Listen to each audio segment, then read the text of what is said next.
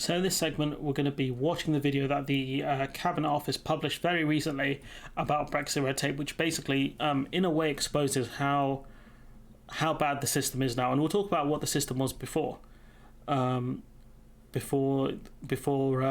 what they've changed it to now, before Brexit. But this video here is kind of very cheery and kind of glosses over a few things, which we'll try and put into context. Edward runs a GB-based company selling thousands of pounds worth of glassware to Elise's shop in France. So, he's selling goods. He's not moving it across for her to sell. He's selling her the stuff. I mean, look at this man's beard. It's magnificent. Look at that connection right there. Okay, so Edward is selling glassware to Elise. Okay.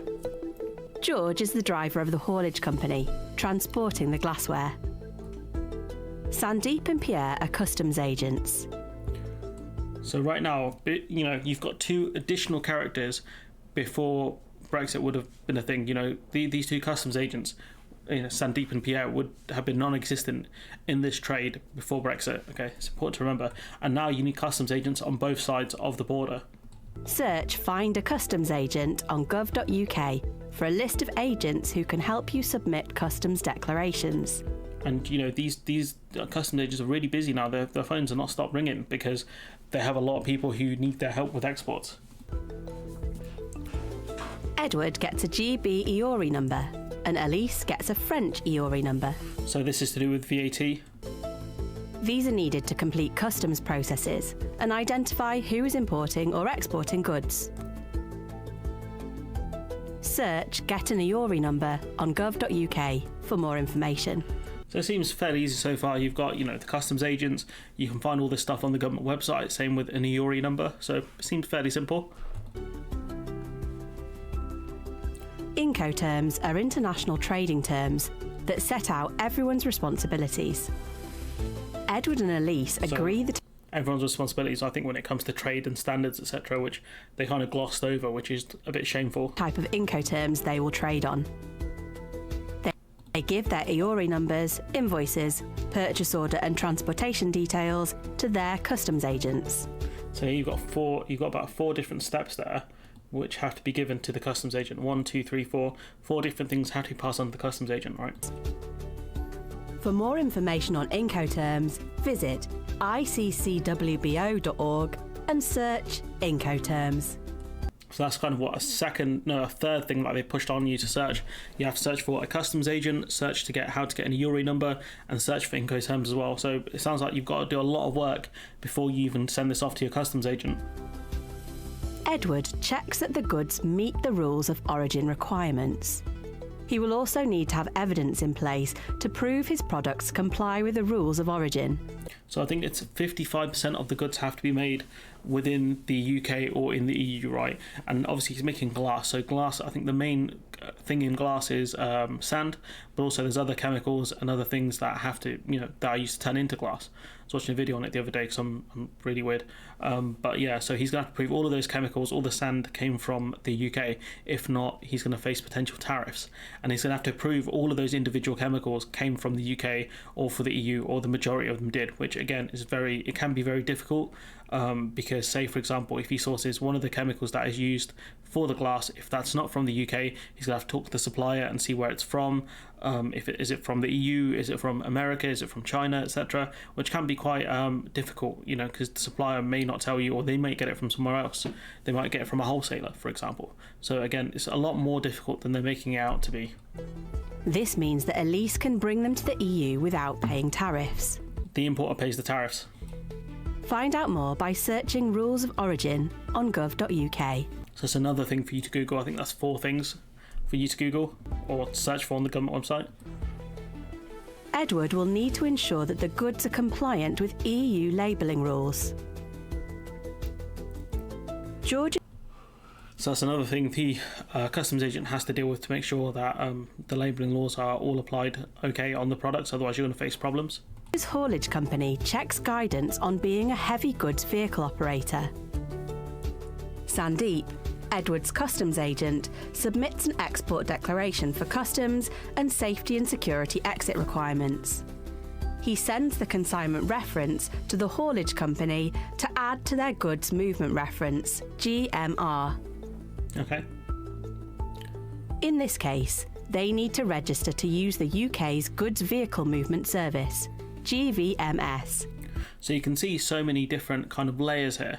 You know, he's got to go to the customs agent, he's got to send something back to the haulier, and the haulier's got to go through a GVMS system, which we know has had IT problems in the past. Which links the customs paperwork into one record to create a goods movement reference. Okay. Pierre, the French customs agent, submits an EU customs import declaration and makes an EU safety and security entry summary declaration. This generates an EU Import Movement Reference Number, MRN. He sends the MRN to the haulage company. While picking up the glassware, George checks that he has all the relevant reference numbers. George drives to the port. The ferry operator scans the documentation, and George boards the ferry. Now, obviously, if there's any issues, if the GVMS system is down, I think all the paperwork would have to be checked by hand to make sure everything's okay. I do love the introduction of the violins there. It makes it sound very, very nice. Whoever made the track for this did a very good job. But point being is that this video hasn't talked about the issues that we've seen in the past, and also makes it seem like traffic's an easy thing to deal with going into Dover, which we know is not the case. The ferry operator systems notify him of next steps.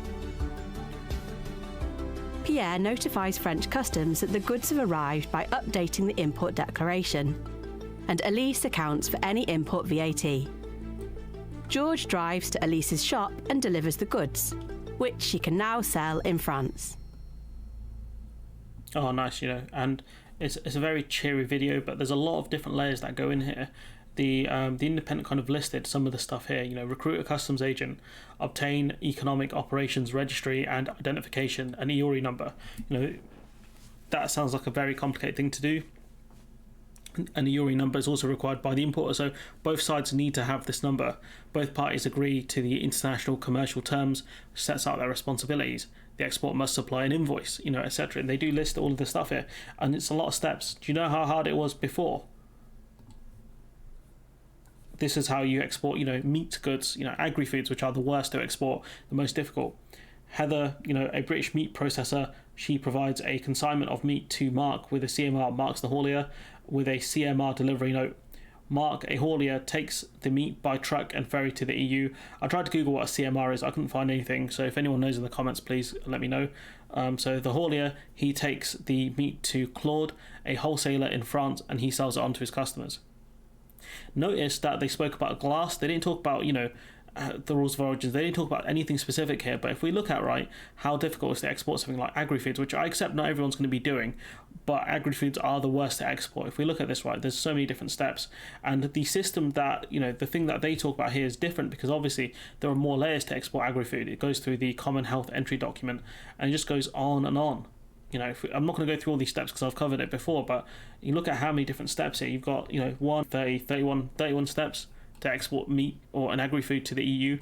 If you look at the UK's one, or for non-agri-food stuff, you still got quite a few. You've got about 8 or 9 different steps here, and even then, you know, your goods can get rejected for whatever reason. It didn't even speak about, you know, physical inspections, for example, that could happen. So your stuff would get opened up. They'll check everything to make sure it is what you say it is. This video is just a cheery mess, and especially when you look at it in the context of how hard it was before to export to the EU, it's very, very easy. It's very, very easy. You know, compared to this long 3-minute video, which is just nonsense. You know, because it doesn't even talk about the potential pitfalls. You know, it's kind of a very minor thing. A lot of research you'd have to do on your own. Find your own customs agent. You know, and they're not cheap. And of course, you know, the person you're exporting to will have to find their own customs agent as well. Why the government have published this video 2 years down the line, I have no idea. It just debunks their arguments when Boris Johnson said there'll be no non-tariff barriers.